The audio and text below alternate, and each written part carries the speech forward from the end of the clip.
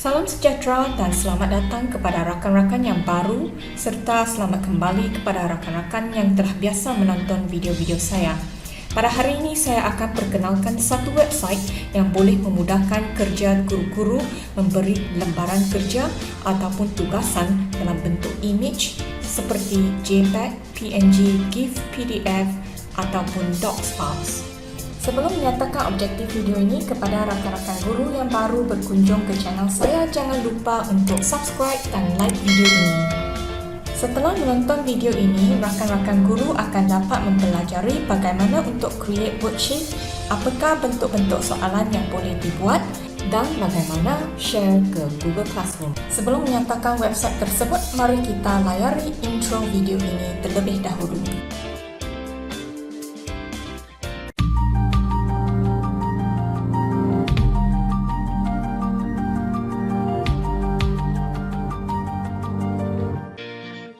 Okey, mungkin rakan-rakan tertanya-tanya apakah website tersebut.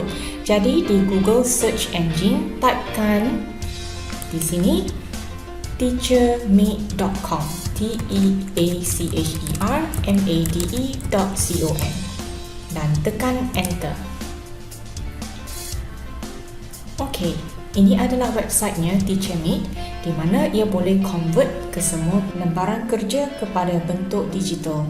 Website ini adalah percuma untuk digunakan dan dikatakan di sini ia akan percuma juga selepas ketiadaan COVID. Selain daripada itu, ia juga mempunyai feature seperti auto grading. Seperti biasa, untuk mulakan kita perlu pergi ke sign up, tekan sign up.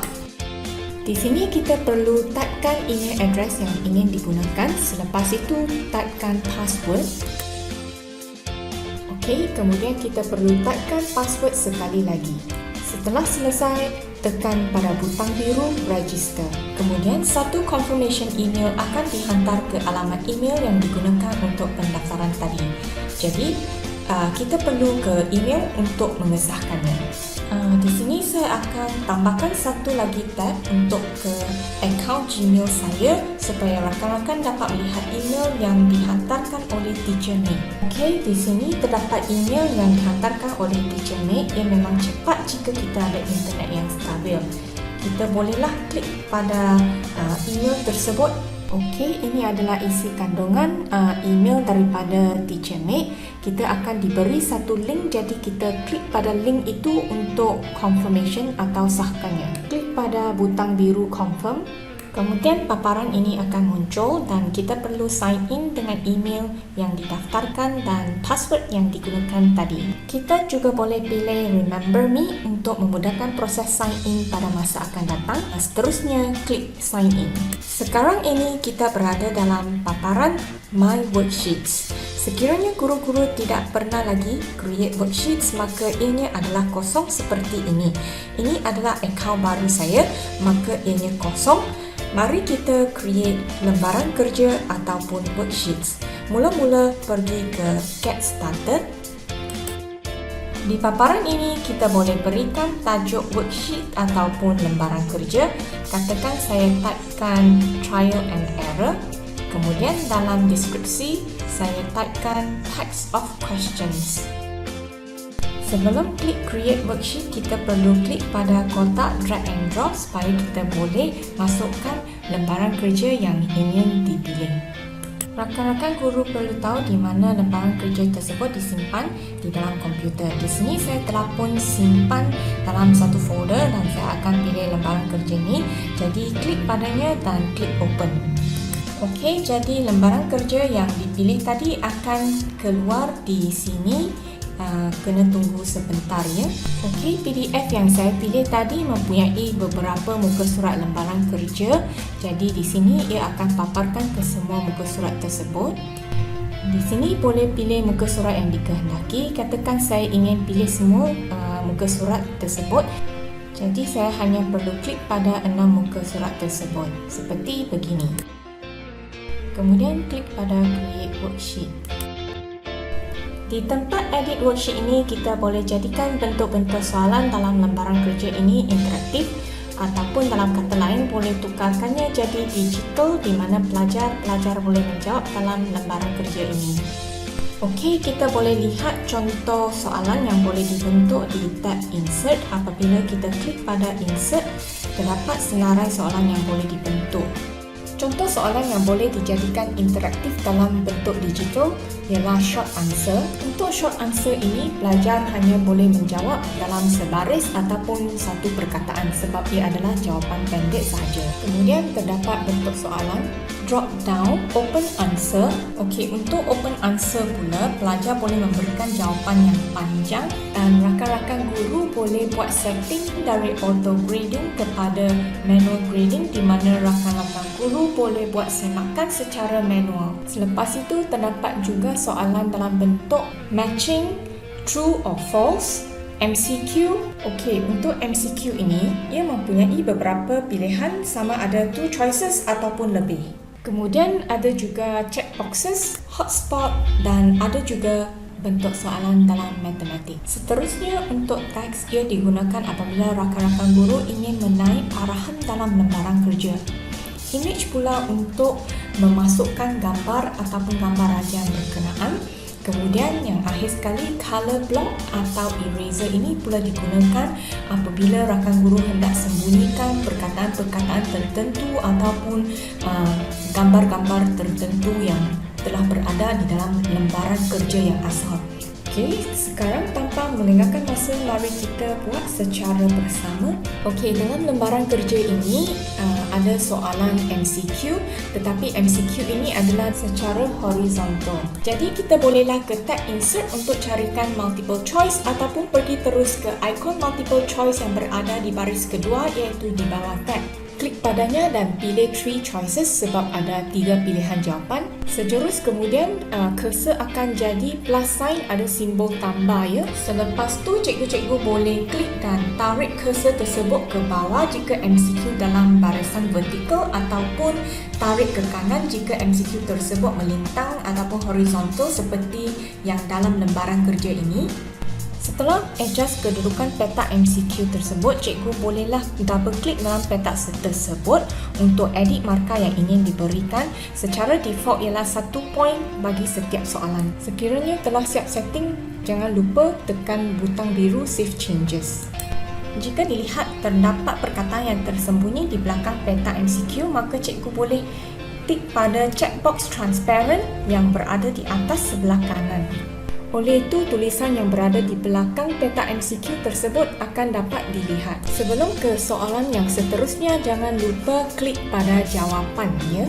Okey, mari kita ulangi langkah-langkah yang sama untuk bina soalan MCQ ini sekali lagi sebelum kita ke bentuk soalan yang lain.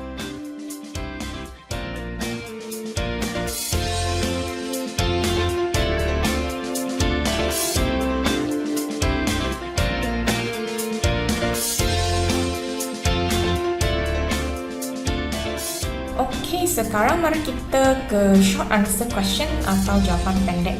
Mula-mula pergi ke atas, klik pada ikon short answer yang ada dalam bentuk T. Ia berada dalam kotak ya. Kemudian cursor akan bertukar menjadi simbol tambah. Pergi ke tempat di mana pelajar perlu memberikan jawapan mereka. Klik dan tarik. Pastikan petak itu terletak di tempat yang dikehendaki. Kemudian double klik dalam petak tersebut. Selepas itu, seperti MCQ, kita boleh setkan jawapan yang betul. Di sini cikgu-cikgu juga boleh senaraikan beberapa jawapan yang betul sekiranya terdapat lebih daripada satu jawapan yang boleh diterima. Cikgu-cikgu juga boleh setkan sama ada jawapan perlu ikut uppercase dan lowercase. Contohnya kata nama, mungkin cikgu perlu setkan uppercase dan lowercase, maka tik checkbox di sini.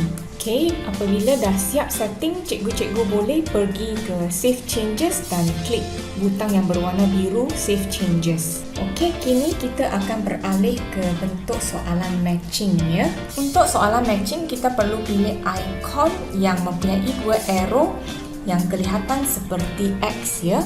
Klik pada ikon matching dan cursor akan menjadi simbol tambah. Kemudian pergi ke soalan-soalan yang akan dipadankan drag dan lepaskan. Kemudian kotak berwarna merah jambung akan terbentuk. Ulangi langkah-langkah yang sama untuk bentukkan petak-petak bagi item-item yang akan dipadankan.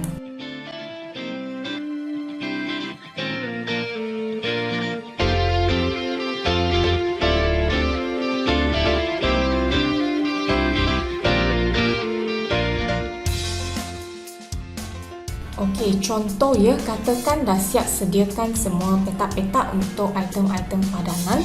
Apa yang kita perlu buat sekarang ialah setkan jawapan-jawapan supaya Teacher Mate boleh buatkan auto grading selepas pelajar-pelajar menjawab soalan kita. Okey, contoh di sini jawapan untuk almanac ialah nombor 3.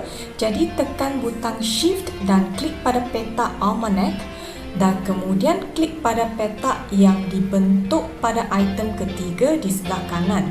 Sebab yang itu adalah jawapannya. Jadi satu garisan berputus-putus akan wujud, maka Teacher Mate akan mengesan jawapannya dan akan terus buat auto grading. Oleh itu, guru-guru tidak perlu tanda secara manual. Mari kita ulangi langkah-langkah yang sama untuk padankan jawapan.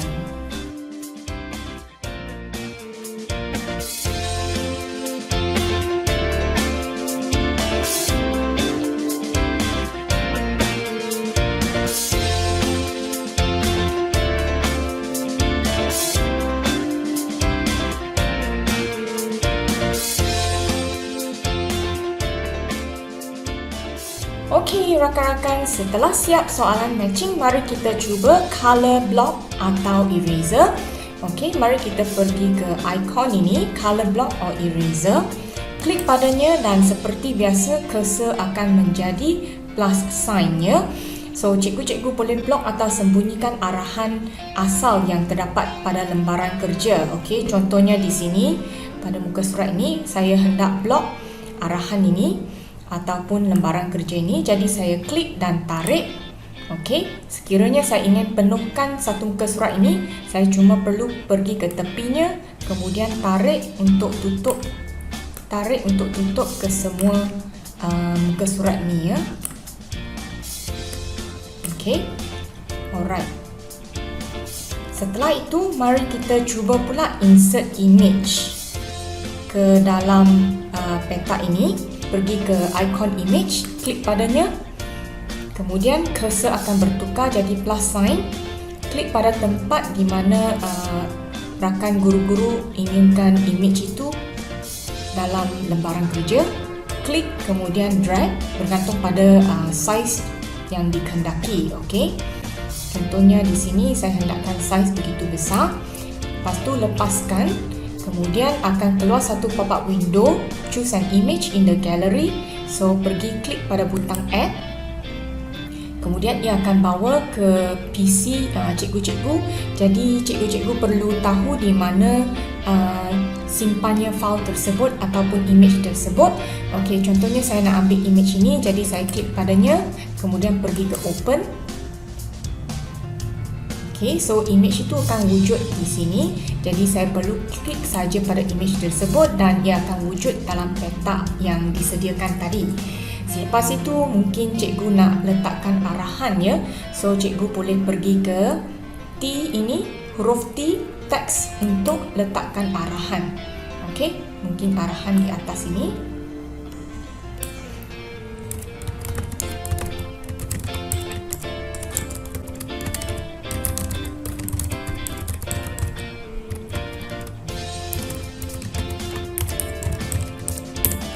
Jadi ini soalannya. Kemudian save changes. Okey, klik on the map. Jadi di sini sekarang kita boleh pilih hotspot ya. Untuk soalan hotspot ini maksudnya kita hendak pelajar klik pada jawapan ataupun tempat tersebut ya. Sekarang alihkan cursor ke ikon hotspot. Kemudian klik padanya dan cursor akan bertukar menjadi plus sign. Kemudian kita boleh pergi ke pilihan jawapan yang berada di dalam peta. Jadi kotak Kinabalu berada di Sabah. So saya klik pada Sabah, drag dan wujudkan petak di situ.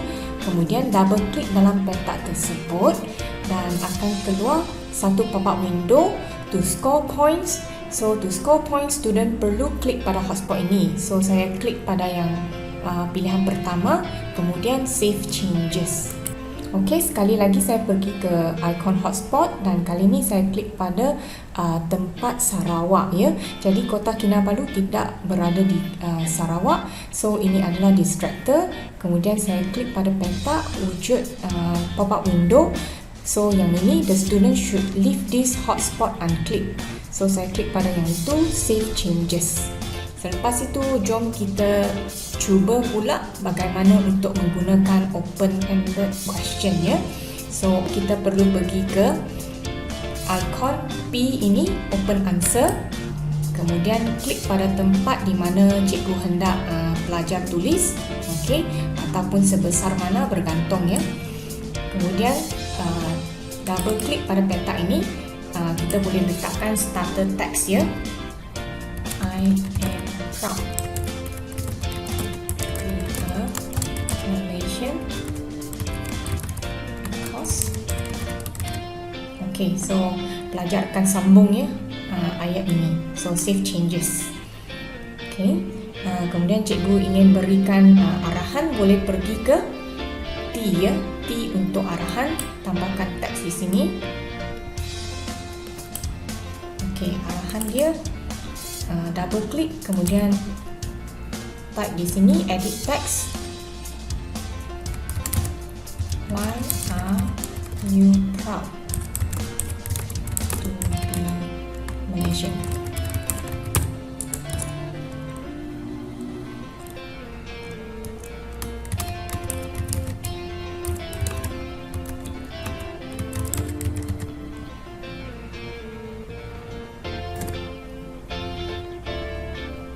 Okay, lepas tu save changes. Okay, so begitulah cara-cara untuk bina soalannya. Mungkin cikgu-cikgu boleh explore lebih banyak lagi. Okay, rakan-rakan guru, setelah siap edit lembaran kerja, cikgu boleh pergi ke tab file ini, kemudian pergi ke close. Dan sekarang saya ingin kongsi bagaimana untuk share worksheet ini di Google Classroom. Sekarang kita pergi ke button action yang berwarna biru ini di atas kanan, klik padanya dan pergi ke assign worksheet. Klik padanya. Okey, di sini ada dua pilihan, sama ada cikgu ingin gunakan Google account ataupun cikgu ingin pelajar gunakan nama dan ID mereka. Okey, biasanya saya pilih Google account. Kemudian yang ini cikgu boleh hidupkannya supaya pelajar-pelajar yang telah hantarkan kerja akan dapat markah mereka. Di sini terdapat 3 pilihan, jadi bergantung kepada cikgu-cikgu bagaimana hendak paparkan markah kepada para pelajar. Okey, setelah siap setting, rakan-rakan guru bolehlah pergi ke butang create assignment dan klik padanya. Kemudian kita akan dibawa ke paparan your assignment is ready dan kita boleh share ke Google Classroom. Setelah klik pada share ke Google Classroom, kita akan dibawa ke satu tab yang baru di mana ia akan menunjukkan share to Classroom. Klik pada choose class, kemudian rakan-rakan bolehlah pilih kelas dan klik pada kelas tersebut. Okey, apabila dah sampai di sini, saya rasa rakan-rakan telah pun mahir menggunakan Google Classroom dan seperti biasa cikgu-cikgu typekan tajuk dan arahan dan lepas itu klik assign. Sekian sahaja sesi perkongsian hari ini. Terima kasih atas sokongan dan motivasi rakan-rakan. Harap sesi perkongsian ini dapat membantu rakan-rakan guru menyediakan lembaran kerja dengan lebih mudah. Di akhir video ini terdapat juga playlist untuk video-video yang boleh membantu rakan-rakan guru dalam PDPC.